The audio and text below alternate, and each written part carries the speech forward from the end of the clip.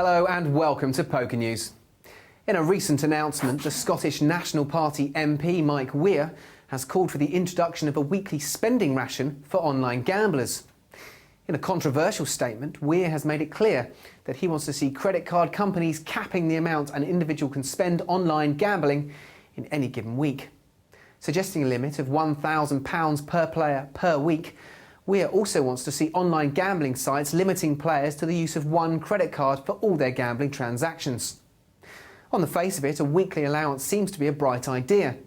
However, some would argue that while the scheme is full of good intention, it would fall drastically short of tackling problem gambling at an early stage. Further, the proposed restrictions would simultaneously hinder high-stakes professional players who experience weekly swings of tens, even hundreds of thousands of dollars as a matter of course. Apax, which represents the credit card industry, and PartyGaming.com spoke out at the proposals, saying there are problems with the idea of placing limits on online gambling, and the best way to solve the problem is to deal with individuals' addiction head on. More on the proposals coming soon. Henry Ornstein, inventor of the in-table card camera and renowned father of televised poker, is about to unleash his next televised success on CBS. The brand new intercontinental format aims to pitch poker greats from around the globe at each other across one televised table. However, unlike most major tournaments, the format will not be a freeze-out. Instead, players will compete over a number of rounds, being awarded points for placements and having second chances to prove themselves.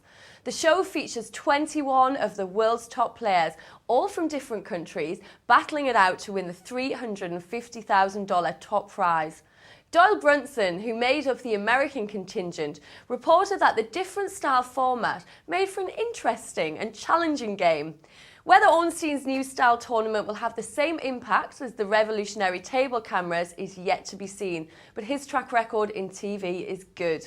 Ornstein also created other poker TV hits, such as High Stakes Poker on GSN and Poker Superstars on Fox Sports Network and NBC, and handles the logistics for NBC's National Heads Up Poker Championship.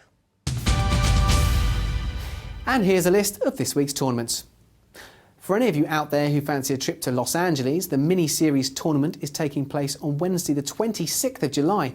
There are events taking place at 12 p.m. and 7 p.m, which enable players to qualify for the $1,000 championship main event on Thursday the 27th.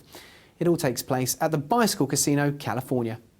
However, if you want to be part of the WSOP and have a spare 10 grand for the buy-in, then on Friday the 28th of July at 12 p.m, the No Limit World Championships are taking place at the Rio Hotel and Casino in Las Vegas.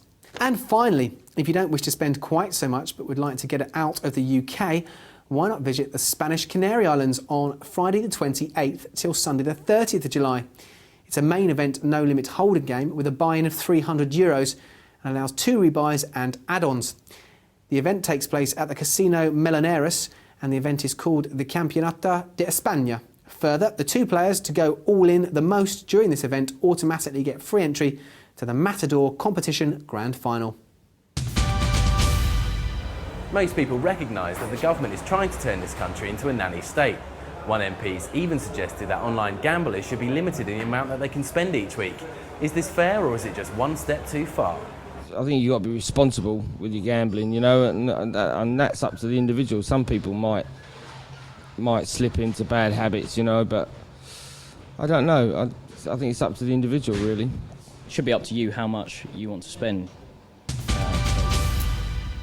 And finally, the Small Town Poker Tour kicks off round 1 at the end of July at the Atrium Hotel in Monroe, LA.